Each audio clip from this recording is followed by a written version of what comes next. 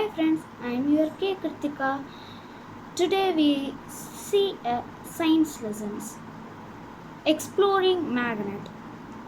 First chapter, science lesson, exploring magnet.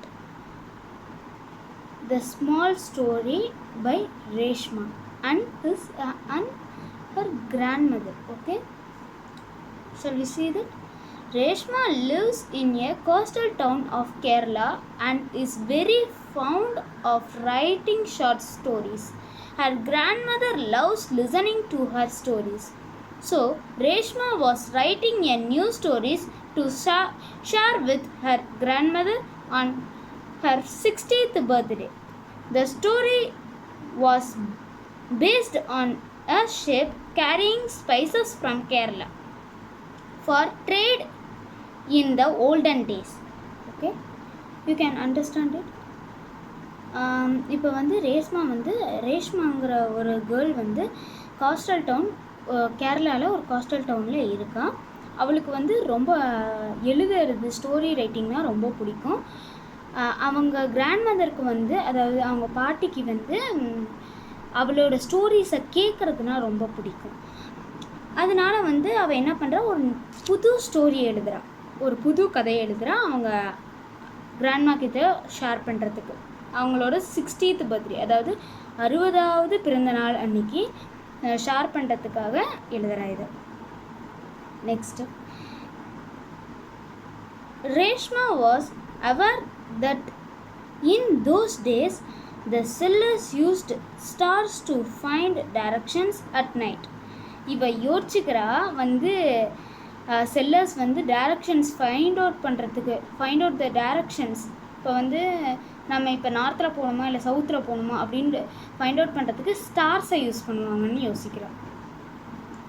But in her story a situation arose wherein the sailors got caught in a storm. ஆனால் இந்த சிச்சுவேஷனில் அவள் எழுதின story சிச்சுவேஷனில் sellers வந்து ஒரு ஸ்ட்ராங்கில் மாட்டிக்கிறாங்க. ஓகேவா? With and overcast sky and stars.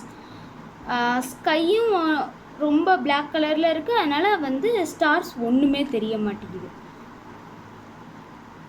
were not visible. Okay, இப்போ புரியுது? Stars were not visible. Reshma could not take her story forward. அவளால் ஸ்டோரியை இன்னும் முன்னாடி கொண்டு போக முடியல. as she could not think of a way for sellers to find directions. அவளால் திங்க் பண்ண முடியல எந்த வழியில் அவங்க வந்து டைரக்ஷன்ஸை ஃபைண்ட் அவுட் பண்ண முடியும்ன்ட்டு திங்க் பண்ணிகிட்டே இருக்கா. அவளாலையும் ஒன்றுமே பண்ண முடியல.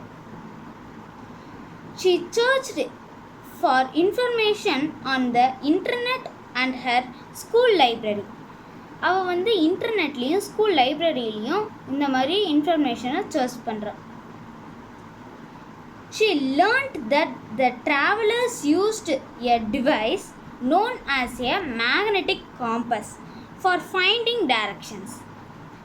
அவள் அப்போ தான் வந்து தெரிஞ்சுக்கிறா வந்து டைரக்ஷன்ஸ் ஃபைண்ட் அவுட் பண்ண அந்த காலத்தில் வந்து மேக்னெட்டிக் காம்பஸ் இல்லை, இந்த காலத்துலேயே மேக்னெட்டிக் காம்பஸ் அப்படிங்கிறத தான் யூஸ் பண்ணிகிட்ருக்காங்க. ஓகே, மேக்னெட்டிக் காம்பஸுங்கிறது வந்து நார்த்தையும் சவுத்தையும் தான் சொல்லும். ஓகேவா?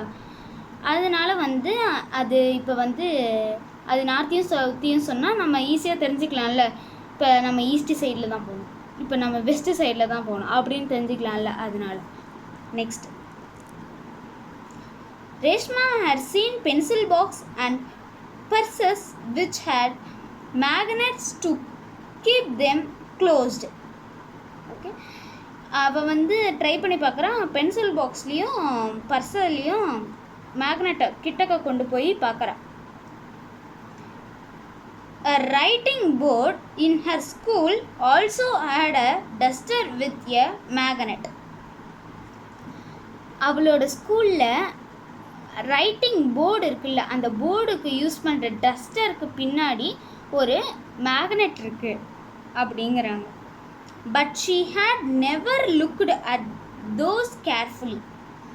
ஆனால் அவள் எப்பயுமே அதை வந்து கேர்ஃபுல்லாக உன்னிப்பாக கவனிச்சிருக்கவே மாட்டாள்.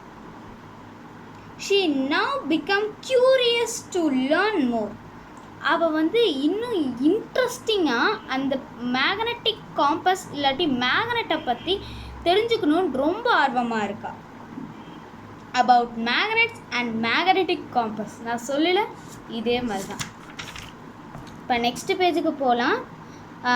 இப்போ வந்து ஃபிகர் 4.1லேருந்து ஸ்டார்ட் ஆகும். இதை வந்து நெக்ஸ்ட் வீடியோவில் பார்க்கலாம் கைஸ். Bye guys.